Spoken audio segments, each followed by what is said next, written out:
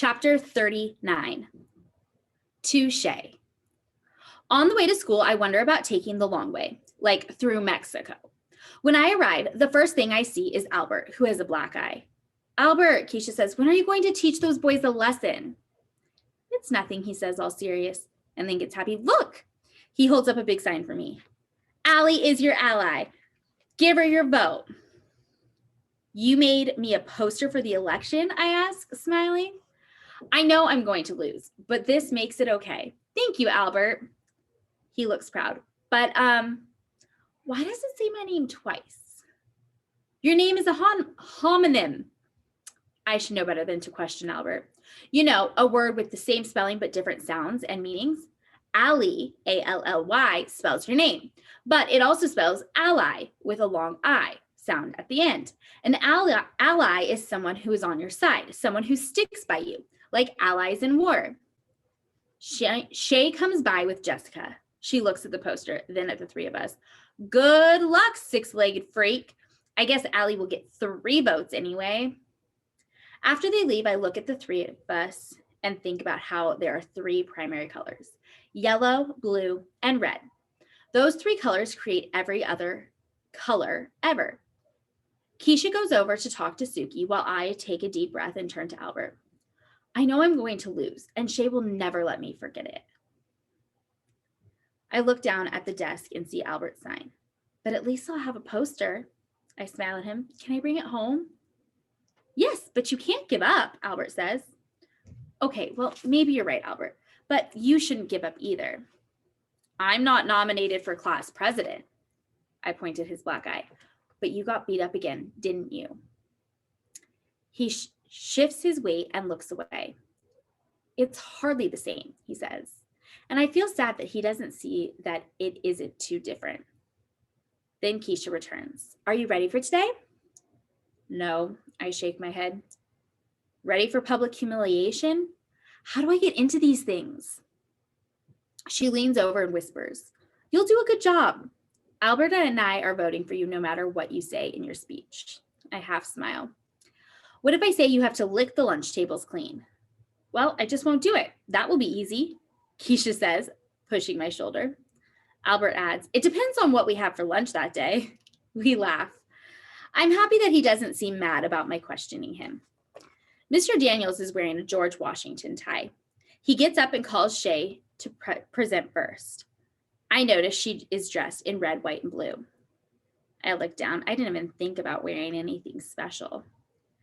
Shay talks about how great she is and all that she'll do. Kids applaud over her promises. Some of the things she says she'll do, I can't imagine how she would pull off, like extra recesses and longer snack times. When she promises new, bigger lockers for the hallways, I know she can't do that. With every sentence, kids are happier and I feel smaller and smaller. I get up there, holding my paper. The sound that comes out of my mouth doesn't sound like a real word. I try again and get the same sound. Then 4 more times. The quiet laughs rise all around me, but Mr. Daniels holds his palm toward the class without taking his eyes off me, and the noise stops. I feel hot. Then Etch-a-Sketch brain hits me and I go blank, staring at the page I wrote. Staring at the page that I wrote, that I can't read. Shay looks smug and it makes it even harder. Mr. Daniels bends over, resting his hands on his knees. He whispers, look, you can do this and you can hit it out of the park too. I shake my head a little. I believe in you, Allie. Now forget what you wrote, put the paper down and take a deep breath. Close your eyes if it makes you nervous to see everyone, and just be honest. Be you.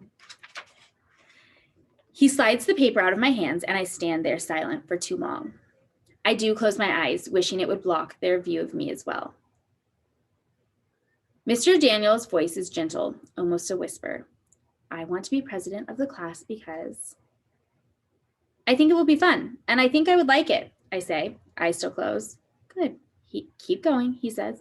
I promise to be honest. I promise to work hard. I promise to listen to everyone who has ideas, not just my friends, because I would be in charge of the whole class. Well, not in charge exactly, but I want everyone to have a chance to give their ideas. I'll go to meetings and I would try to get extra things like recesses, but I can't promise that I can do something like that. I open my eyes and look at Mr. Daniels. Can I do that? Actually, no. You don't want me fired, do you? I shake my head, feeling kind of dazed. Do you have anything else to say? I don't think so. Okay, then. He motions toward my seat and I sit down, stunned that it's over. Now for the vote, he says. He begins to pass out little pieces of paper. Wait, Shay says. All the other teachers have just had everyone raise their hands. Well, I thought it should be more like a real election, a secret ballot. Everyone will write the name of their choice for class president on the paper and fold it up. I will walk around to collect them. That's not fair. Well, he shrugs. If it's good enough for the U.S. government, it's good enough for us. I smooth out the tiny piece of paper and try hard to be neat. There's a lump in my throat as I write down my own name, and I don't even know why. Maybe because I'm not writing it down on a sign-in sheet for detention or signing an apology for something. I fold it 1, 2, 3 times and put it in the basket when Mr. Daniels comes by. He says he'll let us know later, but everyone begs him to count now, so he does. He opens the first one, Shay. He opens another, Shay. He opens a third, Shay. But when he opens the next 4, they are for me. And I'm surprised. A couple more for Shay, and then 4 more for me. 4 more? I can't imagine who would vote for me. I thought everyone loved Shay, but as I look around the room, some kids are glancing at me, and some actually look happy. Oliver and Suki and a bunch of other kids. Toward the end of counting, when it looks like I've actually won, Shay crosses her arms and falls back against her chair. In the end, Mr. Daniels shakes hands with Shay and tells her she ran a good campaign. Then he turns and says, "Congratulations, Madam President Nickerson." And then he salutes me and laughs. The class claps. Keisha is up and dancing while Albert gives me a single nod. "Mr. Daniels," Max raises his hand. "I think this calls for a party." "Why, Max? Because it's Wednesday?" "Any day is a good day for a party, Mr. D," he says. And Shay looks annoyed with him. But her real dagger eyes are saved for me. At least she's quiet for once. And that's all perfectly fine with me. And that is the end of chapter 39.